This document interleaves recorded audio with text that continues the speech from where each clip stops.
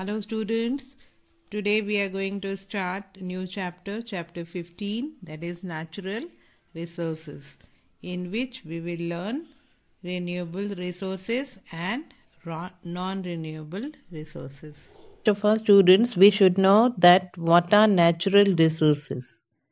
The things that exist freely in nature for the humans to use are called natural resources. They are available in the nature around us without the action of humans. They need not be produced or generated. They help in the survival of all life forms on the earth, including humans, animals, and plants. Now, examples of natural resources, they are land, rocks, forest, water, fossil fuels, animals, minerals, sunlight, and air. These are all natural resources. The natural resources form the basis of life on the earth. Humans use the natural resource to produce other components and materials found in the environment. Natural resources can be used as they are found naturally or transformed into a usable form. A natural resource may exist as a separate entity such as fresh water, air, living organisms like fish, or it may occur in a processed form to obtain the resource like metal, ores, petroleum, etc. Some natural resources can be found everywhere. They are called ubiquitous resources. For example, sunlight and air. On the other hand, some resources are found only in some particular areas.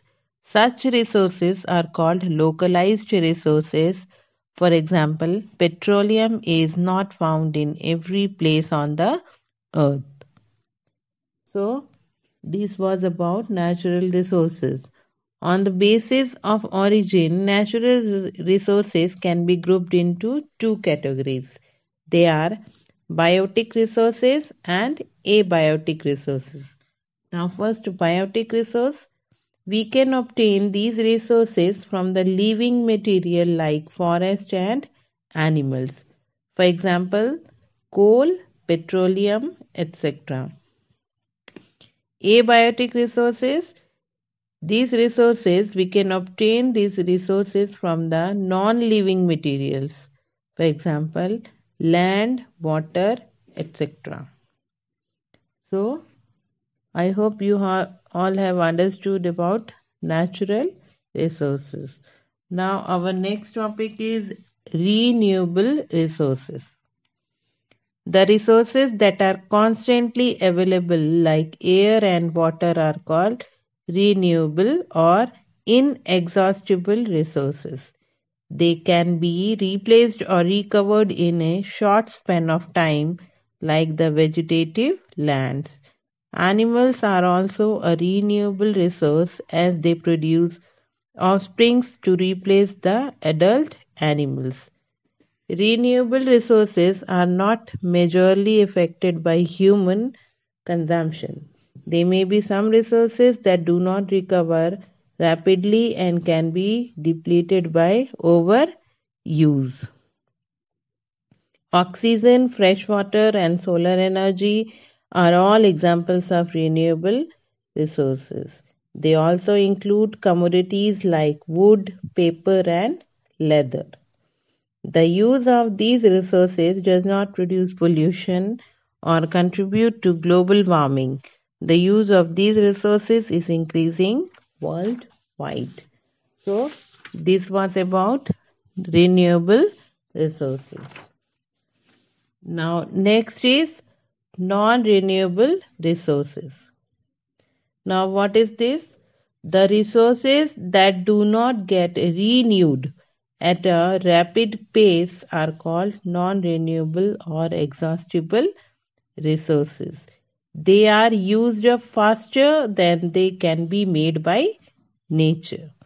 Once they are fully consumed, they would not be available for the future needs any more.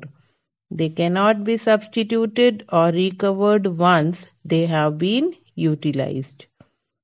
Fossil fuels and minerals are examples of non-renewable resources. Now, some animals that are on the verge of extinction are also included in this category. Even though minerals are obtained from nature through the rock cycle, they take thousands of years to form again, due to which they are considered non-renewable. These resources need to be used sensibly and judicially in order to leave some for the future generations. So, we need to explore and use some alternative sources of energy that are available in abundance and can be replenished quickly. So, this was non-renewable resources. So, for today, up to here only, you read the topics again, and then you will understand it properly by reading the book. In the next class, I will deal with the next topics. Thank you.